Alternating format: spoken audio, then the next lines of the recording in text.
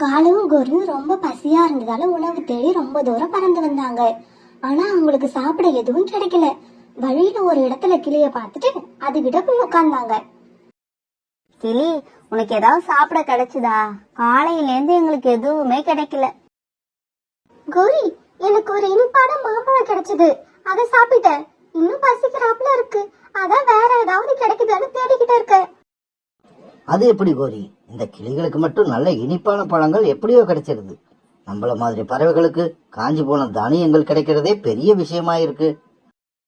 கிளி, நாங்க இன்னைக்கு இங்க உணவு கிடைக்காதால மலைப்பகுதிக்கு உணவு தேடி போக போறோம். நீயும் வரியா? ஐயோ, அது ஆந்தையும் கழுகும் வாயிற இடம். நாங்க வரமாட்டேன். போன வாரம் கூட வழி தவறி அங்க போன 4 குருவிகளை கழுகும் ஆந்தையும் கொண்டு தின்னுடுச்சுங்களாம். அதுல ஒரு குருவி நம்ம சோனாவோட அக்கா. அதுக்காக இப்படி பயந்துகிட்டே இருந்தா அந்த ஆந்தையும் கழுகும் சேர்ந்து இந்த காட்டுல உள்ள எல்லா பறவைகளையும் கொண்டு தின்னுடுவாங்க. நீங்க போறதா இருந்தா போங்களேன், என்னையும் கூப்பிடுறீங்க, நான் வரமாட்டேன். பிறகு காலுக்காகவும் கோரிக்காகவும் மட்டும் மலையை நோக்கி பறக்க ஆரம்பிச்சாங்க. அப்ப அங்க ஒரு இடத்துல கொஞ்சம் தானியங்கள் இருக்கிறத பார்த்த காலும் கோரியும் அங்க போனாங்க. இத பார்த்த அந்த வேகமா அங்க வந்துச்சு. உங்களுக்கெல்லாம் நான் எத்தனை தடவை சொல்லிருக்கேன் இந்த பக்கம் வரக்கூடாதுன்னு. வாயால சொன்னா புரியாதா? கையால சொல்லணுமா? உயிர் மேல ஆசை இருந்தா ஓடுங்க இங்க இருந்து. ஆந்தையாரே, வாயால சொன்னாதான் எங்களுக்கும் புரியாதுன்னு தெரியுதுல்ல. கையால சொல்லு. நீ கையால பேசினா அப்புறம் நாங்களும் வாயால பேச மாட்டோங்கிறத ஞாபகம் வச்சுக்கோ. பிறகு என்ன ஆச்சு? சண்டை தான். ஆந்தையும் கோரிக்காகவும் பயங்கரமா சண்டை போட்டுக்கிட்டாங்க. தான் மனைவி மட்டும் தனியா சண்டை போறத பார்த்த காலுக்காகவும் இப்ப கோதா உள்ள குதிச்சுது.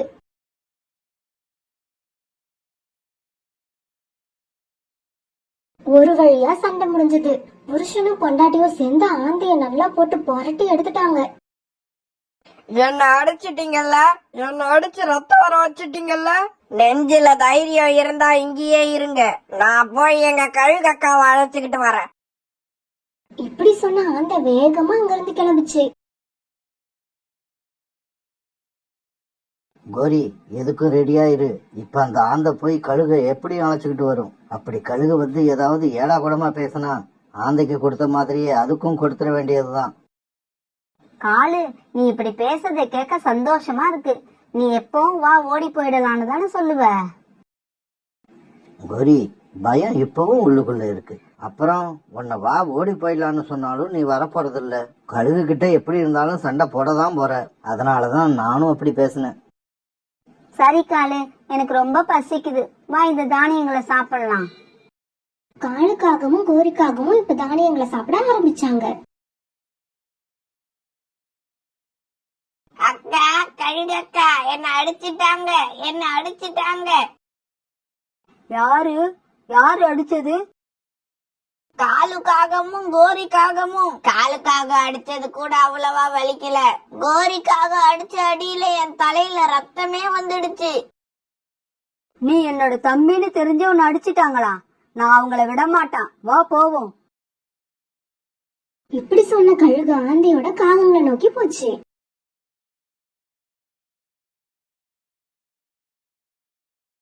கோரி, எவ்வளவு தைரியம் தான் என் தம்பின்னு தெரிஞ்சும் அடிப்ப.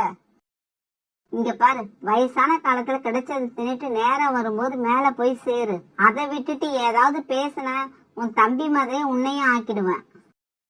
கோரி, என்ன இப்படி பேசுற? எனக்கு என்னவோ பயமா இருக்கு. வா, இந்த இடத்த விட்டு ஓடிடுவோம். காலு, வாய மூடிக்கிட்டு ஓரமா நின்னு வேடிக்கை மட்டும் பாரு. ஏய் கிழவி, இப்ப என்னங்கிற? கோரி, இப்ப உன்னை அடிக்கிற அடியில இனி எந்த பறவையும் இந்த பக்கமே வரக்கூடாது. இப்படி சொன்ன கழுகு கோரிய தாக்க ஆரம்பிச்சது. காலுக்காகவும் ஆந்தையும் பக்கத்துல நின்னு வேடிக்கை பார்த்துக்கிட்டு தங்களோட ஆளுங்களை உற்சாகப்படுத்தினாங்க. அடி கோரி, நல்ல அடி. அப்படிதான், விடாம அடி. அக்கா, போடுங்க, நல்லா போடுங்க. சண்டை நடந்துகிட்டே இருந்தது. கோரியும் கழுகுக்கு ஈடு கொடுத்து சண்டை போட்டது. கழுகு கொஞ்சம் வயசானதால சீக்கிரமா களைச்சு போச்சு.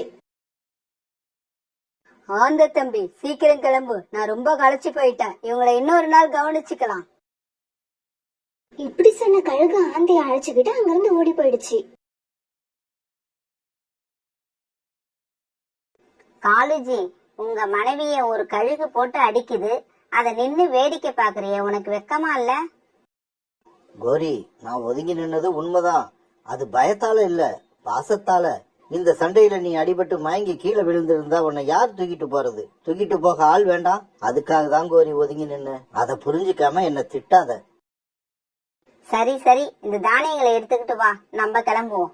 ஆனா கழுக நான் விட்டுடுவேன்னு மட்டும் நினைக்காத, அதை என்ன பண்றேன்னு பாரு. பிறகு அங்கிருந்து 2 பேரும் கிளம்பி போனாங்க. அன்னைக்கு ராத்திரி ஆச்சு. கோரிக்காகவும் அப்பவும் கோபமாவே இருந்துச்சு. காலே, இந்த விஷயத்தை நான் இப்படியே விட்டுடுவேன்னு நீ நினைக்கிறியா? விடமாட்டேன், விடமாட்டான் இந்த கோரி. அந்த கழுகு யார தெரியுமா அடிச்சுது? கோரிய, இந்த கோரியவே அடிச்சிடுச்சு. கோரி, கழுகால நம்ம மட்டும் பாதிக்கப்படல, இந்த காட்டுல உள்ள எல்லா பறவைகளுமே பாதிக்கப்பட்டிருக்கு. அதனால இத பொது பிரச்சனையாக்கி பாதிக்கப்பட்ட எல்லா பறவைகளையும் ஒன்னா சேர்ப்போம். சரி வாங்க, அதை இப்பவே செய்வோம். கோரி, கொஞ்சம் பொறுமை தேவை உனக்கு. இப்ப எல்லா பறவைகளுமே தூங்கி இருக்கும். நாளைக்கு காலையில போவோம். இப்ப காலுவும் கோரியும் படுத்து தூங்கிட்டாங்க. மறுநாள் பொழுது விழுந்துச்சு. மறுநாள் காலையிலேயே கோரிக்காகவும் எல்லா பறவைகளையும் ஒன்னா சேர்த்தது. கோரி, காலண்ணா, எதுக்கு இங்க எல்லாரையும் கூட்டிங்க? நேத்து நாங்க உணவு தேட மலை பக்கம் போயிருந்தோம். அப்ப ஆந்தை அங்க வந்து சத்தம் போட எங்களுக்கும் ஆந்தைக்கும் சண்டை ஆயிடுச்சு. நல்ல வேலை, நேத்து நான் உங்க கூட வரல. கிளி, வாய மூடு, என்ன பேச விடு. ஆந்தைய நாங்க நல்லா அடி கொடுத்து விரட்டிட்டோம். இருந்தாலும் அதுக்கப்புறம் கழுகு வந்து என்ன அடிச்சிடுச்சு. போன வாரம் கூட எங்க அக்கா அந்த கழுகு கொண்டு தின்னுடுச்சு. சோனா, நீ மட்டும் இல்ல, நாம எல்லாருமே அந்த கழுகால அவங்கவுங்க குடும்பத்துல யாரோ ஒருத்தரை இழந்திருக்கோம். அதனாலதான் சொல்றேன், எல்லாரும் நல்லா யோசிங்க, மூளைக்கு வேலை கொடுங்க. அந்த கழுகை எப்படி கொல்றது? கழுக மட்டும் கொன்னா போதும், அந்த ஆந்தை தன்னால ஓடி போயிடும். சொல்லுங்க சொல்லுங்க, யாருக்காவது ஏதாவது யோசனை வந்திருக்கா கழுகு கொல்றதுக்கு? எனக்கு ஒரு யோசனை வந்திருக்கு. சொல்லு சொல்லு புறா அண்ணா, உன்னோட யோசனைய சொல்லு. அந்த கழுகுக்கு விஷத்தை கொடுத்து கொன்னுடுவோம். விஷத்தை யாரு கழுகு கிட்ட கொடுத்து குடிக்க சொல்றது? உங்க தாத்தாவா? என் பேச்ச முழுசா கேளுங்க. விஷத்தை நானே கொடுக்கறேன். கழுக மட்டும் இல்ல, அந்த ஆந்தையையும் சேர்த்து கொன்னுடுவோம். புறாண்ணா, உங்களோட திட்டம் என்னன்னு கொஞ்சம் விளக்கமா சொல்லுங்க. பிறகு புறா தன்னோட திட்டத்தை எல்லார்கிட்டயும் சொல்லுச்சு. அதை கேட்டுட்டு எல்லாருக்கும் ரொம்ப சந்தோஷமாச்சு. ஆஹா ஆஹா, அருமையான ஐடியா. காளாண்ணா, கோரி, நீங்க 2 பேரும் கடத்தருக்கு போய் விஷம் வாங்கிட்டு வாங்க. நானும் கிளியும் பரோட்டா கடையை ரெடி பண்றோம். புறாண்ணா, நீங்க மலை பக்கம் போய் பரோட்டா கடைக்கு விளம்பரம் பண்ணுங்க. நடக்கிறது எல்லாமே நல்லதாவே நடக்கும். எல்லாரும் அவங்கவுங்க வேலையை பார்க்க பறந்து போனாங்க.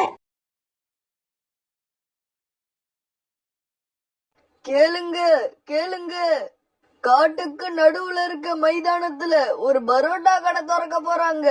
நாளைக்கு முதல்ல வந்து சாப்பிடுற 10 பேருக்கு பரோட்டாவும் கிரில் சிக்கனும் ஃப்ரீ. இலவசம் இலவசம் இலவசம். பரோட்டாவும் கிரில் சிக்கனும் இலவசம்.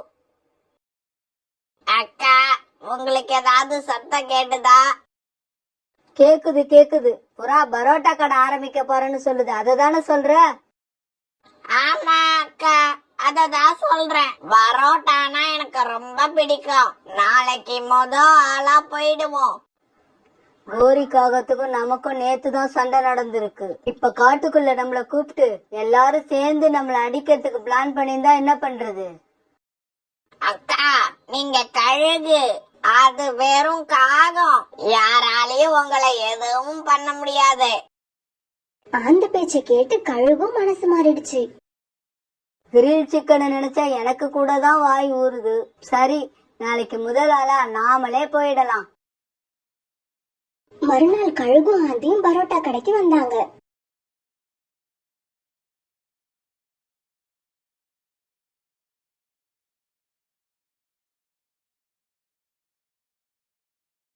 காட்டுல உள்ள பறவைங்க எல்லாம் தங்களோட உயிரை கையில பிடிச்சுக்கிட்டு ஒரு பெரிய மரத்துக்கு பின்னால மறைஞ்சு நின்னாங்க.